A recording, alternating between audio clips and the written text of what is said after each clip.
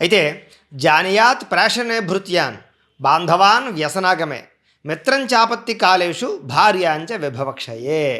ఎవరు సరైన వారో ఈ విషయాలు మనం ఆలోచించుకున్నట్లయితే అర్థమవుతుంది అని. ఎవరు సరైన వాళ్ళు అంటే, మనం ఒక పని పురమాయించినప్పుడు మన కింద పనిచేసే ఉద్యోగం అవ్వచ్చు, సేవకుడు అవ్వచ్చు, హెల్పర్ అవ్వచ్చు, లేదా స్నేహితుడు అవ్వచ్చు, ఎవరైనా సరే మనం ఒక పని పురమాయించినప్పుడు ఆ వ్యక్తి బాధ్యతగా చేస్తున్నాడా, బాధ్యత రాహిత్యంగా చేస్తున్నాడా, లేదా అందులో ఏమైనా కమిషన్ తీసుకుంటున్నాడా, లేకపోతే మనకు ఆ పని అవ్వాలి అని చేస్తున్నాడా, బద్ధకంగా చేస్తున్నాడా, లేదా ఆ మనిషి చేసే పనిని బట్టి టైమును బట్టి మనం ఒక పని పురమాయిస్తే ఆ వ్యక్తి ఎంత బాధ్యతగా చేస్తున్నాడో దాన్ని బట్టి మన కింద పనిచేసే సేవకుడు అవ్వచ్చు, స్నేహితుడు అవ్వచ్చు, ఎవరినైనా సరే మనం కనిపెట్టాలి.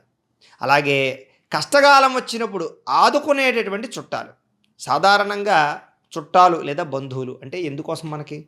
రక్త సంబంధాలు దేనికోసం, లేదా బంధుత్వం దేనికోసం అంటే ఫంక్షన్లో భోజనాలు చేయడానికా, లేకపోతే ఏదో మాకు ఇంతమంది మంది వాగతులు ఉన్నారని చెప్పుకోవడానికా, దేనికి అంటే బంధుత్వం అనేటటువంటిది దేనికోసం అయ్యా అంటే కనుక కష్టకాలంలో ఆదుకోవడానికి, శుభకార్యాలలో కూడా వాళ్ళ యొక్క ఆనందాన్ని పంచుకుంటూ మనతో సరదాగా గడపడానికి.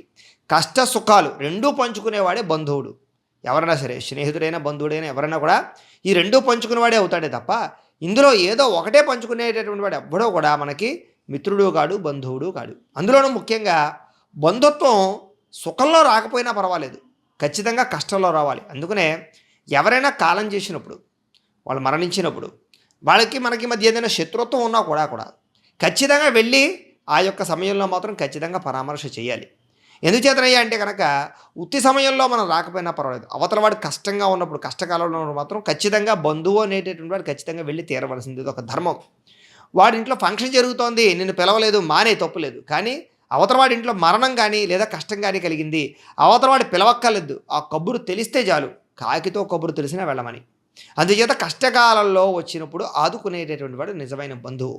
కాబట్టి ఆ రకంగా మన బంధువులు ఉన్నారా లేదా అని మనం ఆలోచించుకోవాలి. అలా ఆలోచించుకుంటే 100కి 90 మంది బంధువులు కాకుండా పోతారు ప్రస్తుత కాలంలో. సరే, అవన్నీ పక్కన పెడితే బంధుత్వం అంటే అలా ఉంటుంది అని చెప్తున్నాడు చాణక్యుడు. అలాగే అవసరంలో ఆదుకొను మిత్రుడు.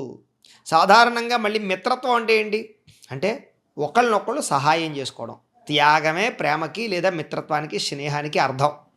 త్యాగం అంటే ఏంటి అంటే అవతల వ్యక్తి కోసం మనం డబ్బుని కానీ, కాలాన్ని కానీ, మనలో ఉండేటటువంటి కొన్ని రకాల అంటే మన దగ్గర ఏదో తినడానికి కొంచెం ఆహారం ఉంది, అవతలవాడు తెచ్చుకోలేదు, మన క్యారేజ్ నుంచి కొంచెం సగం భాగాన్ని వాడికి ఇచ్చి పెట్టడం స్నేహం అవుతుంది. అంతేగాని నువ్వు తెచ్చుకోలేదా అయ్యయ్యో అని వాడిని కూర్చోబెట్టి మనం తినేసాం అనుకోండి, అది స్నేహం అవ్వదు.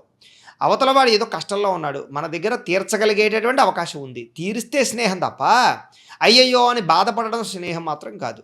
అలాగే ఆదుకొనువాడు మిత్రుడు. ఒకవేళ ఆదుకోలేదనుకోండి, మన దగ్గర నిజంగానే ఆదుకునే అవసరం లేదా అవకాశం ఉన్నా కూడా ఆదుకోలేదనుకోండి, అది మిత్రత్వం అసలు కాదు, మిత్ర ద్రోహం అవుతుంది. అందుచేత ఆపదలో ఆదుకునేటటువంటి వాడు మిత్రుడు అవుతాడు. దరిద్రంలో తన వెంట ఉండేటటువంటిది నిజమైనటువంటి భార్య. సాధారణంగా భార్యాభర్తల మధ్య సంబంధం అంటే కనుక పూర్వకాలానికి ఇప్పటికీ చాలా తేడా వచ్చేసింది. ఎందుచేతనయ్యా అంటే కనుక ప్రస్తుత కాలంలో భర్త బాగా ఐశ్వర్యం సంపాదిస్తే ఒక రకమైనటువంటి గౌరవం, అది ఇంట్లోనైనా అత్తమామల ఇంట్లో దగ్గరైనా అసలు ఎక్కడైనా సరే బాహ్య ప్రపంచంలో సంపాదించని మగవాడికి అసలు విలువే లేదు. నిజంగా మన ఇంట్లో ఉండేటటువంటి కుక్కని ఇంకా చాలా బాగా బ్రహ్మాండంగా గౌరవిస్తాం సంపాదించని భర్త కన్నా లేదా సంపాదించిన మగవాడి కన్నా. అంటే ఉద్యోగం పురుష లక్షణం అన్నారు. అందుకనే ఎందుచేతని అంటే కన్నా మగవాడు సంపాదించి తీరవలసిందే. బతుకున్నంతసేపు చేతులు కాళ్ళు శక్తి ఉన్నంతసేపు కూడా సంపాదిస్తూనే ఉండాలి. ఎప్పుడైతే సంపాదన లేదో ఆ మనిషి ఇంట్లో అడ్డంగా ఉంటాడట. ఇంట్లో ఇంకా మనకి శునకమైనా మనకి ఇంకా ఏదో ఉపయోగపడుతుంది అనేటటువంటి ఆనందం కలుగుతుంది, కానీ ఇంట్లో అంటే సంపాదించిన మగవాడు కనుక ఉంటే కనుక ఆ వాడిని అంత దారుణంగా చూస్తారు అని అర్థం. సరే, అలా చూడని కూడా ఉన్నవాళ్ళు కూడా కొంతమంది ఉన్నా కూడా సాధారణంగా మనుషులు అలా చూస్తారు. అందులోనూ కూడా భార్య ముఖ్యంగా సంపాదించేటటువంటి భర్తకి ఇచ్చే విలువ సంపాదన లేని భార్యకి అసలు ఇవ్వలేదు. ఎందుకంటే తన అవసరాల నిమిత్తంగా కావచ్చు, లేదా ఇరుగు పొరుగు వారి మాటల విషయంలో అవ్వచ్చు, లేదా పక్క వాళ్ళ భర్త లేదో బాగా సంపాదించి భార్యలు ఏదో రకంగా అంటే లగ్జరీగా చూసేటటువంటి పరిస్థితులు అవ్వచ్చు. ప్రస్తుత కాలంలో ఎలా ఉన్నా కూడా అందునే మనకు ఒక సామెత కూడా ఉంది, తల్లి కడుపు చూస్తుంది, భార్య జేబు చూస్తుంది అని. చూడడంలో తప్పేమీ లేదు, రెండూ చూడాలి భార్య. కాకపోతే ప్రస్తుత కాలంలో ఏమిటయ్యా అంటే కనుక సంపాదన లేని భర్తని పోషించేటటువంటి గుణం కానీ లేదా ఓ రకంగా తట్టుకునేటువంటి పరిస్థితులు కానీ ప్రస్తుత కాలంలో స్త్రీలకి ఉండటం లేదు. అయితే ఒక్కొక్కసారి భర్త పెళ్లి చేసుకునేటటువంటి సమయంలో బాగా కోటీశ్వరుడు అయి ఉండొచ్చు, పెద్ద ఉద్యోగంలో ఉండొచ్చు. ఒకవేళ పెళ్ళైన 10 ఏళ్ళకు 5 ఏళ్ళకు ఉద్యోగం పోవచ్చు, లేదా వ్యాపారం దెబ్బతినొచ్చు, విపరీతమైన నష్టం రావచ్చు. అలాంటి సమయంలో కూడా భార్య భర్తకి వెన్నుదోడుగా ఉండాలి, సహాయం చేయాలి, వదలకుండా ఉండాలి. అప్పుడు కూడా భర్తని ఒకేలా గౌరవించాలి. అప్పుడు నిజమైనటువంటి భార్య అవుతుంది. అందుకని సంపాదించినటువంటి భర్తను ఒకలాగా సంపాదించకపోతే నువ్వే తెచ్చుకో, నువ్వే కూర్చుని పెట్టుకుని తినే, లేకపోతే నువ్వే కంచాలు కడిగేసుకో అందనుకోండి, అది నిజమైన భార్య కాదు. అంటే భార్య ఎలాంటిదో అనేటటువంటిది భర్త యొక్క దరిద్రలో తెలుస్తుంది. అలాగే ఈ విధంగా ఎవరైతే ఉంటారో, ఈ ఈ ఈ లక్షణాలతో ఎవరైతే ఉంటారో వాళ్ళని గుర్తించాలి. దీన్ని ఎవరు పరిశీలిస్తారు అంటే కనుక కాలం పరీక్షిస్తుంది. అంచేత మనకి జరిగే కాలంలో ఏ ఏ సందర్భాల్లో మనుషులు ఎలా మనతో ప్రవర్తిస్తున్నారో దాన్ని బట్టి అవతల వ్యక్తులతో జాగ్రత్తగా ఉండమని ఏమని చెప్పాడు ఇక్కడ అంటే, ఒక పని పురమాయించినప్పుడు సేవకుడు చేసే విధానాన్ని బట్టి వాడికి గుర్తింపు, వాడి నిజమైనటువంటి పనివాడా, వర్కరా, లేకపోతే మన హెల్పరా, లేకపోతే మనం ఉద్యోగా తెలుసుకోగలం. అలాగే కష్టం వచ్చినప్పుడు మాత్రమే చుట్టాలు నిజమైన బంధువులా కాదా తెలుసుకోగలం. అలాగే ఆపద వచ్చినప్పుడు మాత్రమే స్నేహితుడు నిజమైన స్నేహితుడా, లేకపోతే కాలక్షేపం స్నేహితుడు తెలుసుకోవచ్చు. అదే దరిద్రం వచ్చినప్పుడే మన భార్య గుణాన్ని మనం గ్రహించవచ్చు. అంత గొప్ప విషయాన్ని మనకి చాణక్యుడు చక్కగా చెప్పాడు. అలాగే ఆతురే వ్యసనే ప్రాప్తే దుర్భిక్షే శత్రు సంకటే రాజద్వారే శ్మశానే చ యస్తిష్టతి సబాంధవ. అంటే ఎవరైతే భయపడినప్పుడు, కష్టకాలంలో, కరువులో, శత్రువు చుట్టుముట్టినప్పుడు, అలాగే రాజస్థానంలో లేదా శ్మశానంలో వెంట నడిచేటటువంటి వాడు ఎవరైతే ఉంటాడో వాడు నిజమైన బంధువు అని. అంటే ఎవరు మనకు కూడా ఉండాలి, ఏ సమయంలో మనకు కూడా ఉండాలి వీళ్ళందరూ అంటే కనుక, మనం భయపడినప్పుడు, మనకు భయం ఎప్పుడు వస్తుంది అంటే మనం ఏదో తప్పు చేసి ఉండొచ్చు, లేకపోతే ఏదో గొడవ జరిగి ఎవరినో కొట్టుండొచ్చు, లేకపోతే ఏదో పోలీస్ కేసులు ఇరుక్కుని ఉండొచ్చు. రకరకాల ఏదో రకమైనటువంటి భయం మన జీవితంలో పడుతూ ఉంటాం ఒక్కొక్కసారి. ఆ భయపడినప్పుడు ఒరే కంగారు పడకరా, ఏదో ఒక సమస్య అయింది నేను చెప్తాను, నేను కంగారు పడద్దు అని ఎవరైతే సహాయం చేస్తారో, కూడా ఉంటారో, ధైర్యం చెప్తారో, అంతేగాని అవునా నువ్వు అలా తప్పుడు పని చేసావా, సరే నీ కర్మ నువ్వు అనుభవించు, నువ్వు మా పేరు మాత్రం చెప్పకు, ఎక్కడ మా గురించి మా బంధువులను చెప్పకన్నారనుకోండి, వాడు నిజంగా బంధువులు కాదు. అందుచేత ఎవరైతే భయపడినప్పుడు, మనం బాధల్లో ఉన్నప్పుడు, కష్టంలో ఉన్నప్పుడు కంగారు పడద్దు అని వాళ్ళు ఎదరికి ఉండి ఆ గొడవను సర్దుపరచడానికి ప్రయత్నం చేస్తారో, లేదా మనకి ఏదైనా సపోర్ట్ చేస్తారో, అది నిజమైనటువంటి బంధుత్వం. అంచేత మనం భయపడినప్పుడు మన కూడా ఎవడు ఉంటాడో మనం గమనించుకోవాలి. మన కష్టకాలంలో మన కూడా ఉండే వాళ్ళని ఎప్పుడూ కూడా మనం గుర్తుంచుకోవాలి, కృతజ్ఞతగా ఉండాలి. అలాగే కరువు అంటే ఏంటి, మనకు దరిద్రం వచ్చినప్పుడు, ఐశ్వర్యం లేనప్పుడు, అప్పులు పాలైపోయినప్పుడు, అప్పుడు కూడా మనం గౌరవించేవాడు ఎవడైతే ఉంటాడో, అప్పుడు కూడా మనకి తిండి పెట్టేవాడు ఎవడు ఉంటాడో, అప్పుడైతే మనల్ని సాధారణంగా చూసేటటువంటి వారు ఉంటారో వాళ్ళు నిజమైనటువంటి బంధువులు.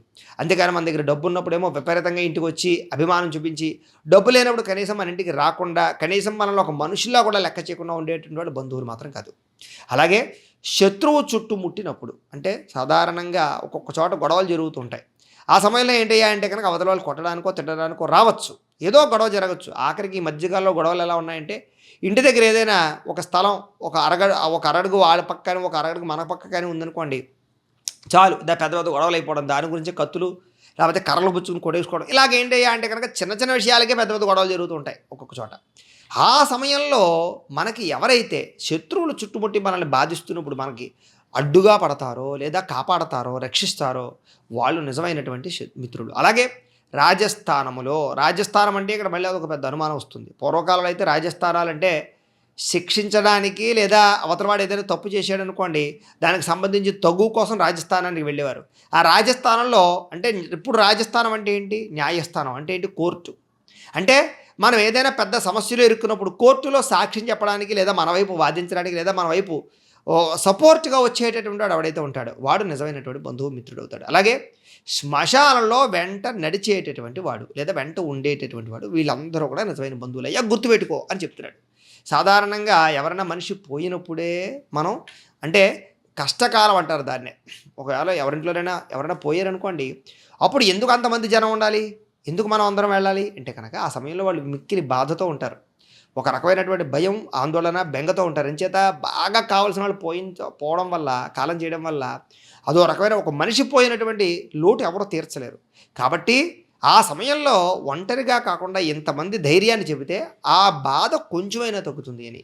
అలాగే శ్మశానం దగ్గరికి వెంటనే అంటే శ్మశానానికి వెళ్ళడం అంటే అది పెద్ద గొప్ప విశేషము కాదు, లేకపోతే దానివల్ల వచ్చేటటువంటి ఇది పోయిన మనిషిని తిరిగి రాడు. కానీ ఒక సాటి మానవుడిగా మనంతట మనం అంటే ఒక మనిషి పోయినప్పుడు కనీసం మనం కూడా వెళ్ళకుండా, కనీసం మనం ఒక మనిషికి కనీసం ఆ మాత్రమైనటువంటి ఇదైనా చూపించకుండా ఉన్నట్లయితే కనుక అది కృతజ్ఞత కాదు. సాటి మనిషికి మనం ఇచ్చేటటువంటి గౌరవం అసలు కాదు.